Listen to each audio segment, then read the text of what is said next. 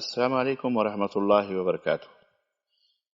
پیارے بھائیوں اور پیاری بہنوں، آئیے آپ کی خدمت میں حضرت مولانا ابوالکلام آزاد رحمۃ اللہ علیہ، جو فریڈم فائٹر ہیں اور جو ہندوستان کے آزادی کے بعد سب سے پہلے وزیر تعلیم شکشا منتری ایجوکیشن منسٹر کے عہدے پر جو فائز تھے، بلکہ ان کا رتبہ اور مقام مفسر قرآن ہونے کی حیثیت سے، ایک محدث ہونے کی حیثیت سے بھی ہے، اور ایک بہترین قلمکار اور ادیب اور مرد آہن جس کو کہتے ہیں، اسٹرانگ مین جس کو کہتے ہیں، وہ جبل مستقیم جو انگریزوں سے لڑتا رہا، جو ہر باطل سے ٹکرانے کا جذبہ اور اپنے اندر طاقت اور قوت رکھتا رہا، جو توحید پرست موحد تھے، وہ الحمدللہ وہ موحد تھے۔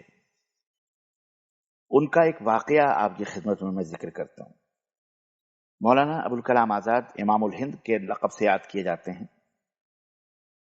وہ اپنے بچپن کا واقعہ بیان کرتے ہیں کہ ان کی والدہ جو ہے ملازمت بھی کرتی تھی اور گھر کا کام کاج بھی وہی کرتی تھی۔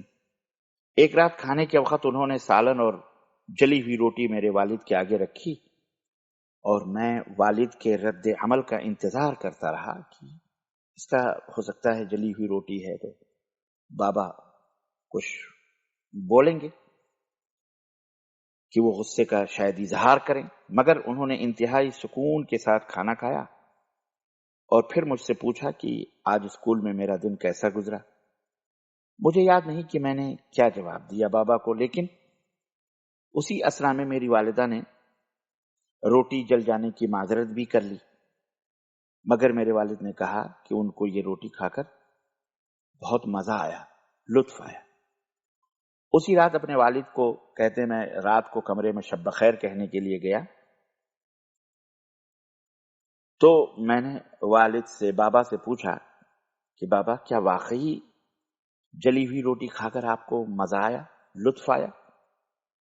تو انہوں نے پیار سے مجھے اپنی باہوں میں بھر لیا، بازوؤں میں لے لیا اور جواب دیا کہ بیٹے، آپ کی والدہ نے ایک پرمشقت دن گزارا اور پھر تھکنے کے باوجود گھر آ کر ہمارے لیے کھانا بھی تیار کیا۔ ایک جلی ہوئی روٹی کچھ نقصان نہیں پہنچاتی بیٹے، مگر تلخ اور کڑوا رویہ اور تلخ رد عمل اور بد زبانی یہ جذبات کو مجروح کرتی ہے۔ میرے بیٹے، زندگی بے شمار ناپسندیدہ اشیاء اور ناپسندیدہ شخصیات سے بھری ہوئی ہے۔ میں بھی کوئی بہترین یا مکمل انسان نہیں ہوں، میرے اندر بھی خامیاں ہیں، کمیاں ہیں، اور یہ سمجھتا ہوں کہ ہمارے ارد گرد لوگ اور عزیز و اقربا بھی غلطی کر سکتے ہیں، لہذا ایک دوسرے کی غلطیوں کو درگزر کرنا، معاف کرنا، رشتوں کو بخوبی نبھانا، اعلیٰ ظرفی کا مظاہرہ کرنا ہی تعلقات میں بہتری کا سبب بنتا ہے۔ زندگی اتنی مختصر ہے کہ اس میں معذرت اور پچھتاؤں کی کوئی گنجائش نہیں ہونی چاہیے۔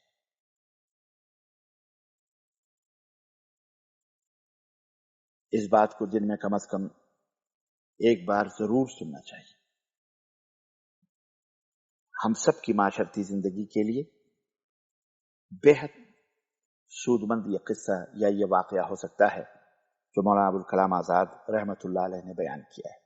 اللہ تعالی ہمیں اپنے رشتوں اور نعتوں کو نبھانے کے لیے صبر اور تحمل، درگزر اور عفو اور قوت برداشت اور ادب اور احترام کے ساتھ ملنے اور بات کرنے کی ہم سب کو توفیق عطا فرمائے۔ آمین یا رب العالمین۔ وصلی اللہ علیہ نبینا محمد وعلی آلہ وصحبہ اجمعین۔ والسلام علیکم ورحمۃ اللہ وبرکاتہ۔